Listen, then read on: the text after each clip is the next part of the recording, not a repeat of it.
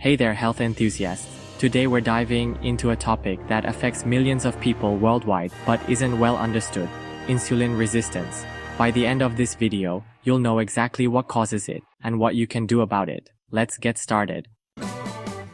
But first, if you're new here, don't forget to hit that subscribe button and ring the notification bell to stay updated on the latest health and metabolism content. You know what's crazy? Insulin resistance is the most common metabolic problem in the world, yet most people don't know what causes it. Today, we're changing that. We're going to break down the 3 primary causes and some secondary factors that contribute to insulin resistance. Let's start with the 3 main players in this metabolic drama.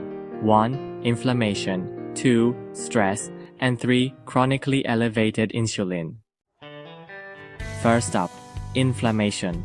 Now, when I say inflammation, I'm not talking about a scraped knee or a sprained ankle. I'm talking about something happening at the cellular level in almost every cell of your body. Here's something fascinating. If you've ever worn a continuous glucose monitor, you might notice your blood sugar gets more erratic when you're fighting a cold. That's because the inflammatory response makes your body temporarily insulin resistant. Wild, right? Let's talk about stress. You might be thinking, great, another thing to stress about. But hear me out. When we talk about stress and insulin resistance, we're specifically looking at 2 hormones. On one side, we have cortisol, your primary stress hormone. On the other, we have epinephrine, also known as adrenaline. Both of these stress hormones have one thing in common: they push your blood glucose up. When this happens, your body needs more insulin to bring it down. See where this is going? Here's a mind-blowing fact. Just one night of poor sleep can spike your cortisol the next day, making you temporarily insulin resistant. And what do most people do when they're tired? They reach for caffeine, which increases epinephrine, creating a vicious cycle. The big one. Chronic high insulin. This is where things get really interesting. Picture this. 7 a.m. high-carb breakfast, insulin spike. 10 a.m. mid-morning snack, another spike. 12 p.m. lunch, yet another spike. 3 p.m. afternoon snack, spike again. 6 p.m. dinner, you guessed it. 9 p.m. evening snack, one more time. See the problem? Your body never gets a break from high insulin levels. It's like constantly hitting the gas pedal in your car. Eventually, something's got to give. But wait, there's more. Let's talk about some secondary factors that contribute to insulin resistance. One fascinating example is uric acid. Here's something that might surprise you. While many people associate uric acid with meat consumption, it's actually fructose. Yes, fruit, sugar. That's the bigger player here. Every time your body processes fructose, it produces uric acid as a byproduct.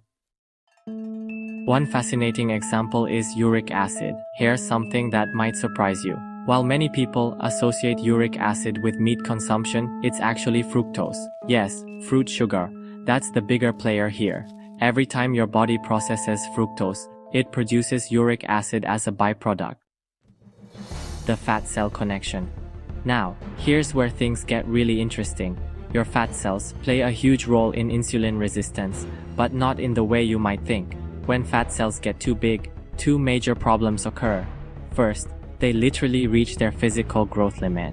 Second, they get pushed away from blood vessels, becoming oxygen deprived. What can you do about it? Now that you understand where insulin resistance comes from, you're probably wondering what you can do about it. Well, good news. Many of these factors are within your control. First, manage inflammation through diet and lifestyle.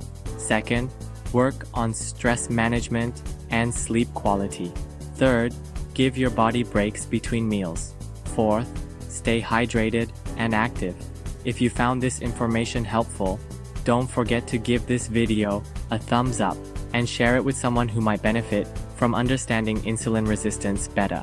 Drop a comment below with your questions about insulin resistance. I'd love to hear from you. And if you want to learn more about metabolic health, check out our playlist right here. Remember, understanding your body is the first step to optimal health. See you in the next video.